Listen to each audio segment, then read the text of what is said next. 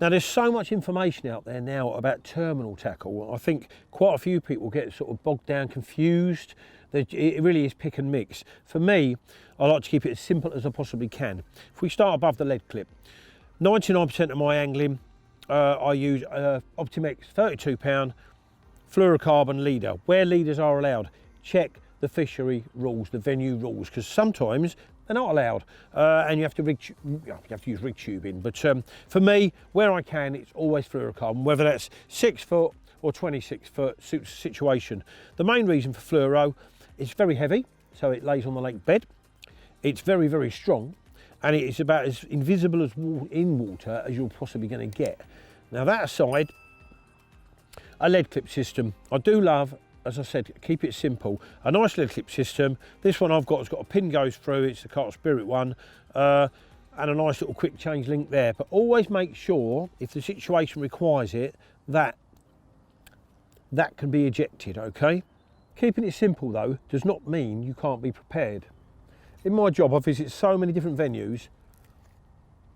I've always got a rig board full of them. Okay, all of them involve the use of the quick change clip, which is what I spoke about earlier. So that aside, on the end there now, if there's ever a rig that is almost, you can fish anywhere over any lake bed, as near as damn it is the Ronnie. For me, size 4 medium curve, short bit of fluoro or longer if the situation requires it. But look, on there, the quick change link also serves the purpose of, you know, we all reel in, the hook's blunt, you should always check that. You know, you've had a fish, you want to get it back on the spot really quickly. Bosh, quick change link makes every bit of sense. Right, with the quick change clip as well, I cut the tubing down short, so we've got, as you can see there, although it's a fairly stiff rig, it will lay. If you've got, like on a braided rig, a long piece of tubing, it restricts the rig for movement. With that little bit of cut down tubing, it goes everywhere. So we're going to put this aside now, and I'll go through how I tie up my favourite little Ronnies. Right, the components for the Ronnies that I tie. But be aware, me being me, I've always got loads of them already prepped. But starting from scratch, spinner swivel, little ring swivel that goes up the shank of the hook, a little bead that goes up the shank of the hook, and shrink tubing. So I'm going to put them aside now and build one of these little rigs for you. The main thing for me, I like to use a big hook, a size 4 medium curve. These are so sharp. So we'll start off with the aforementioned size 4 medium curve. Slide up the shank, a piece of large shrink tubing. On then goes the little spinner swivel, like so. Now then you pull the shrink tubing down so that it's just touching the barrel of the spinner swivel with me.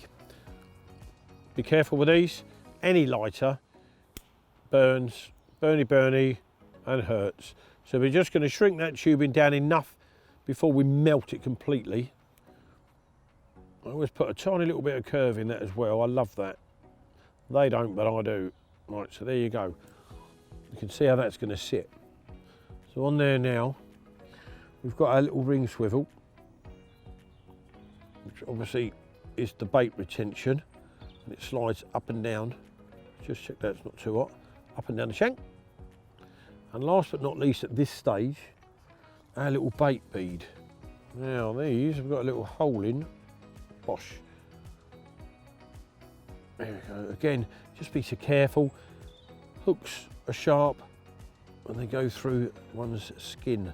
So there for now is that part of the Ronnie. Look at the angle that sits though, which is why I gave a little kick in that shrink tubing, but a great big hook, sits low to the lake bed, nails them. Now the boom. For me, most of my fishing, a 32-pound boom. Again, it's invisible, it sinks, and it's very, very strong. So we'll have that. Now you'll notice on that spinner swivel, I haven't got the ring on it. I like to have less clutter, but I will make a loop with the fluorocarbon. So it's literally an overhand loop. It's very strong material, so you can get away with this just doing it the once. I'll give that a little tighten up. And then we snip that off. And then I'll show you where we are so far. That's where we are. Now, the fluoro's got a bit of a kink in it. We'll straighten all that out at the end product. So now we choose the length of our rig. Bosh. Cut off a little bit more than what you need, so you're not messing around. That's where we're at. Now I've got a nice little sort of rubberized tungsten heavy bead. This, on a boiling needle, you need that. I'll slide it down the hook link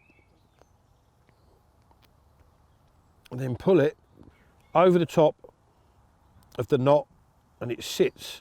That is so tidy now. I'll show you.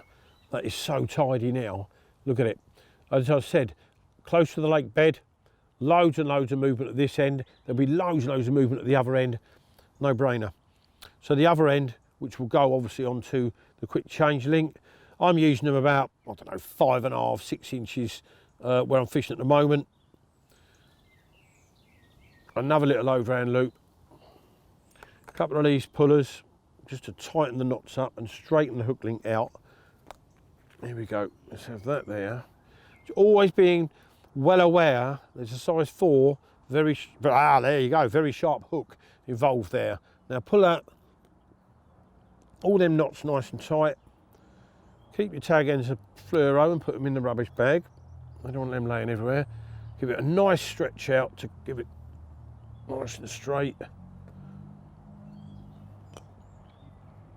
And look at that. Straight boom, size 4, ultra sharp, nice balancing weight there. Look at that, how it sits. No wonder that has become probably my 90% rig. Go anywhere, chuck it anywhere, and hopefully reel it in with a great big carp on the end. So there's your Ronnie. Now what we need is a little bait on it. So, got our rig, bait floss.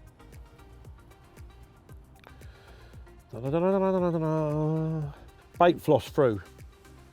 A nice little, one of my favourites, pink hit and run. Just pull it onto the top part of the swivel. Right, lose the excess floss into the rubbish bag. Again, be careful with a lighter. Blob the bait down. And there we are, completely finished product. All that remains to be done now is to cast it into the pond and hopefully reel in a great big mirror carp.